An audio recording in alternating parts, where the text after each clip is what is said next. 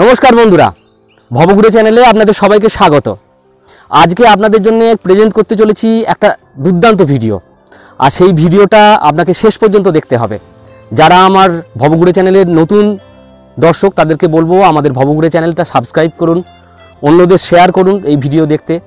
আমার এই ভ্রমণ ভিডিও আপনাদের যদি ভালো লাগে কমেন্টস করে জানাবেন।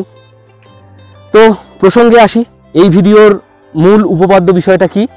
রাইট, শীত পড়ে গেছে, এবার মানুষের বেড়াতে যাওয়ার একটা নতুন উন্মাদনা শুরু হয়েছে। তো আপনাদের সাথে আমিও বেড়াতে যাচ্ছি, আর আমার বেড়াতে যাওয়ার অভিজ্ঞতা আপনাদের শেয়ার করব এই ভিডিওতে। ঠিক ওয়ান ডে ট্যুরের কথা বলবো, টপ 10 ওয়ান ডে ট্যুর এই ভিডিওতে আপনাদের জন্য অপেক্ষা করে আছে। এই পশ্চিমবঙ্গের কলকাতা থেকে খুব কাছাকাছির মধ্যে একদিনে ঘুরে আসার জায়গাগুলো আপনাদের ডেসক্রাইব করব। কোথায় থাকবেন, কিভাবে যাবেন, কি দেখবেন, সেখানে বিশেষ কি আছে যা দেখে আপনি একটু আরও উত্তেজিত হয়ে যাবেন এবং আরও 10 জনকে বলবেন যে কেমন সে জায়গা। তো বন্ধুরা, দেখতে থাকুন আমাদের এই ওয়ান ডে ট্যুরের video. Top 10 one day tour. কাঁকড়াঝোড় পাহাড় আর জঙ্গলের ঘেরাটোপে স্বপ্নসুন্দর পর্যটন কেন্দ্র কাঁকড়াঝোড়।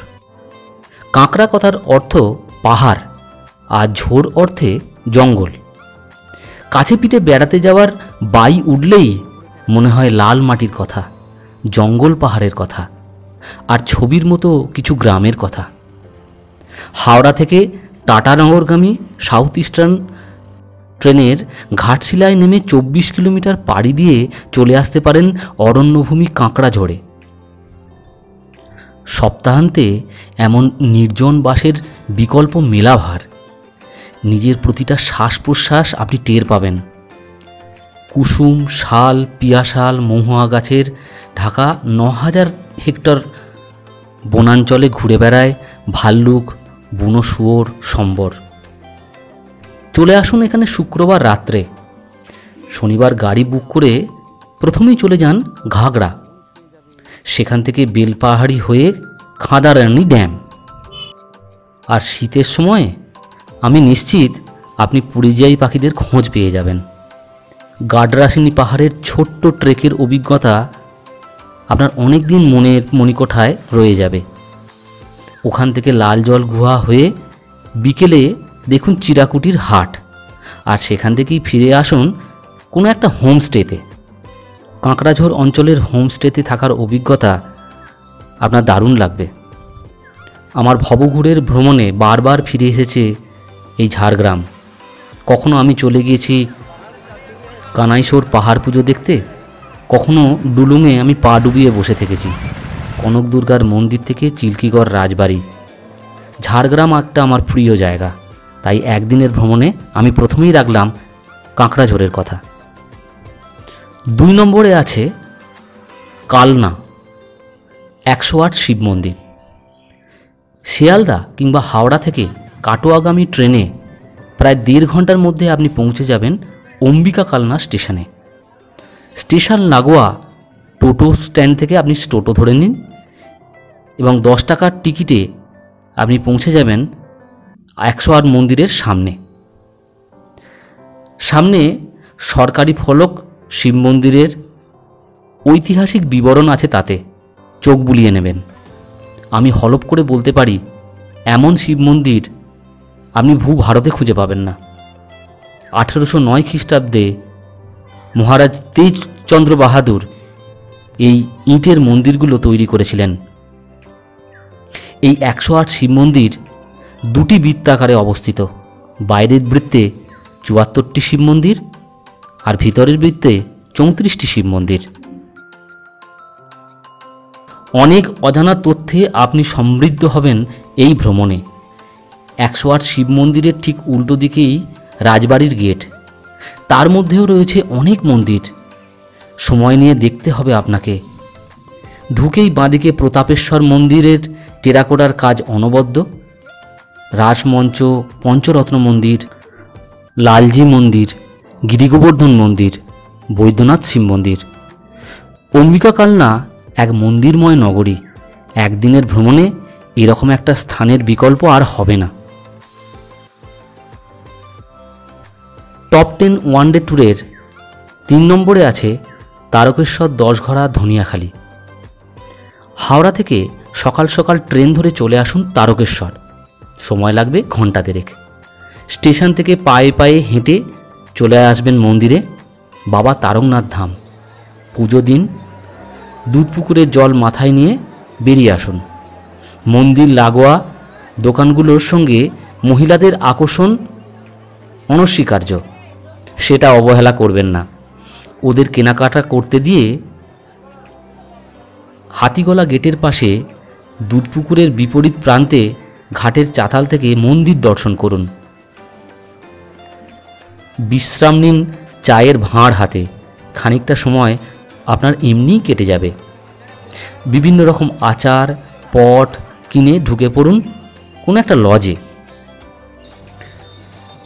টোটো নিয়ে চলে আসতে পারেন 2 কিলোমিটার দূরে লোকনাথ মন্দিরে। গ্রাম বালিগড়ি ঘুরে বদ্যিপুরের মধ্যে দিয়ে চলে আসুন তারকেশ্বর। সন্ধ্যায় মন্দিরের আরতি দর্শন করুন। পরদিন একটা গাড়ি বুক করে চলে আসুন 10 ঘোড়া। তারকেশ্বর থেকে 10 ঘোড়া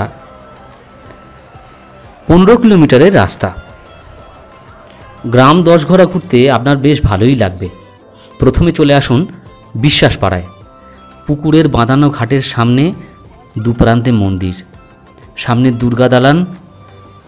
মূল ফটক দিয়ে ঢুকে প্রথমেই দেখবেন নাট মন্দির এবং পাশেই আছে জমিদার বাড়ি। পুজোর সময় দোল কিংবা রথে এই স্থান খুব জাঁকজমকপূর্ণ হয়ে ওঠে। ভিতরে আছে টেরাকোটা সমৃদ্ধ রঘুনাথজিউ মন্দির। আপনার তাক লেগে যাবে এই মন্দিরের গায়ের টেরাকোটার কাজ দেখে। জমিদার বাড়ি ছাড়া আরও বেশ কিছু পুরনো মন্দির আছে এই অঞ্চলটিতে। বিশ্বাসপাড়া ছেড়ে এবার চলে আসুন রায়পাড়ায়। বিপিন রায়ের ঘড়ির তোরণ দিয়ে ঢুকে আপনি চলে আসুন জমিদার বাড়ি। অনুমতি নিয়ে দেখে নিতে পারেন চারপাশ। 10 ঘোড়ার প্রাচীনতা একঘেয়ে শহর কলকাতার থেকে আপনাকে একদিনের জন্য মুক্তি দেবে। এখান থেকে চলুন 6 কিলোমিটার দূরে ধনিয়াখালী। স্থানীয় হোটেলে খেয়ে ঢুকে পড়ুন কাপড়ের দোকানে। তাঁতের শাড়ি ছাড়া বাঙালিয়ানার কি বিকল্প হয়? শিবাইচণ্ডী স্টেশন থেকে ট্রেন ধরুন কলকাতা ফেরার।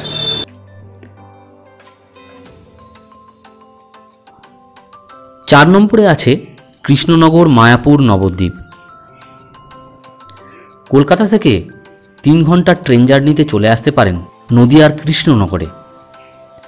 রাজবংশের রাজা রাঘবের পুত্র রাজচন্দ্র রুদ্র তৎকালীন নাম রেউড়ের পরিবর্তে রাখলেন কৃষ্ণনগর।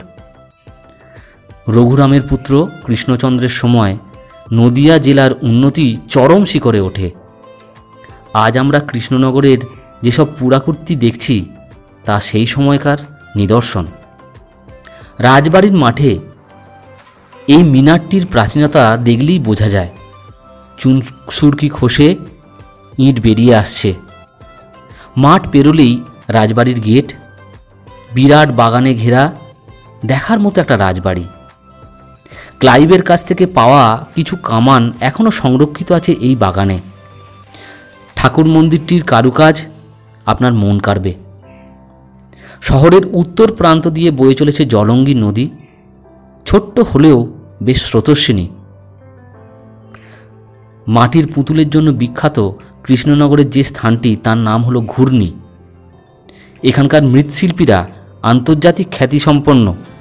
পায়ে পায়ে দেখে নিন কিছু দোকান, সংগ্রহ করে আনতে পারেন কিছু নমুনাও। অনুমতি নিয়ে ঘুরে দেখতে পারেন তাদের স্টুডিওগুলো। এক ফাঁকে খেয়ে নিন কৃষ্ণনগরের সরভাজা আর দই। ঘুরে আসুন 12 কিলোমিটার দূরে নবদ্বীপ ও মায়াপুর থেকে। অহরহ বাস যাচ্ছে সেখানে। গঙ্গা আর জলঙ্গি নদীর সঙ্গমস্থলে এই প্রাচীন শহর, শ্রীচৈতন্যের পূর্ণ জন্মস্থান। টোটো নিয়ে ঘুরে নিতে পারেন মন্দিরময় নবদ্বীপ। নবরূপে সেজে ওঠা শহর মায়াপুরও দেখে নিন এই ফাঁকে। ভোগের জন্য টিকিট কেটে বসে পড়ুন খাওয়া দাওয়ায়। সব মিলিয়ে এই ভ্রমণ আপনার অনেক দিন মনে থাকবে। 5 নম্বরে আছে বিহারীনাথ জয়চণ্ডী পাহাড় গড় পঞ্চকোট। আসানসোল থেকে আদ্রামুখী ট্রেন ধরে চলে আসুন মধুকুণ্ডা স্টেশনে। ওখান থেকে ট্রেকার যাচ্ছে ইতুরি। ইতুরি থেকে গাড়ি বদল করে চলে যান 20 মিনিটের মধ্যে বিহারীনাথ পাহাড়ে। জেলা বাঁকুড়ার সর্বোচ্চ শৃঙ্গ এটি।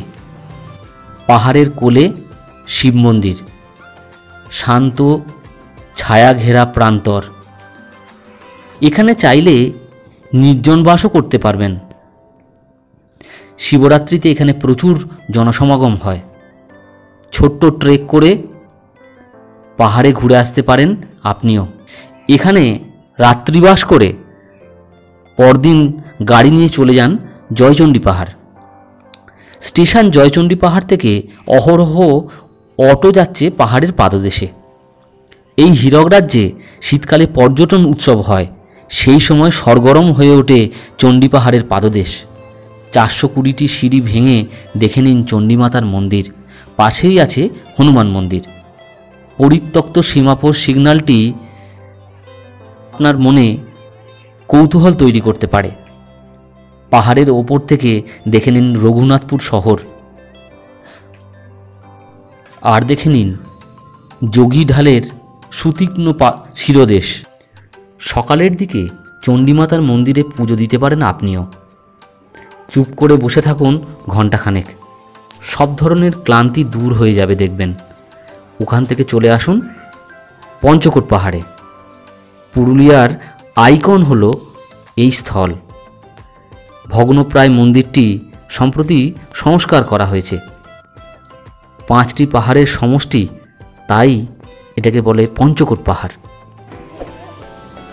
খুব শীঘ্রই আমরা ফিরে আসব এই ভিডিওর শেষ পর্ব আরও 5টি জায়গা নিয়ে।